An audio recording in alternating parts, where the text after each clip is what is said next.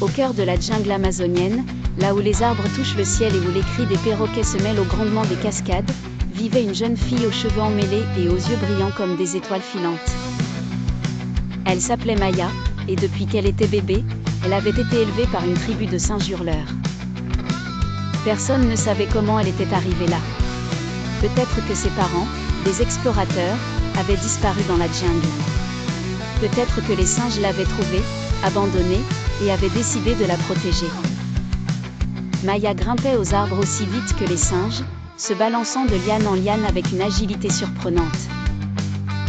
Elle mangeait des fruits juteux, des baies acidulées, et parfois, quand les singes attrapaient un gros insecte, elle le croquait sans sourciller. Les singes étaient sa famille. Kiko, le vieux mâle à la fourrure grisonnante, veillait sur elle comme un grand-père. Lola, la femelle espiègle, lui apprenait à trouver les meilleures bananes sauvages. Et Tico, le petit singe turbulent, était son meilleur ami.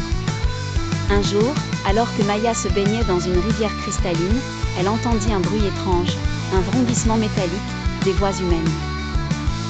Des hommes en tenue kaki, armés de machettes et de fusils, s'enfonçaient dans la jungle. Des braconniers.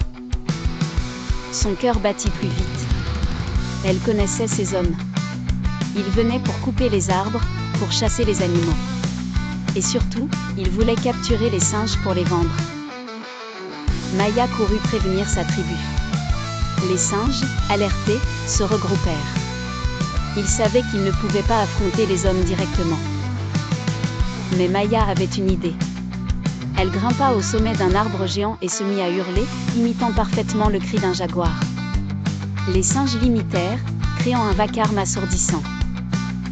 Puis Maya lança des noix de coco et des branches pourries sur eux, tandis que les singes secouaient les lianes pour faire tomber une pluie de feuilles et d'insectes.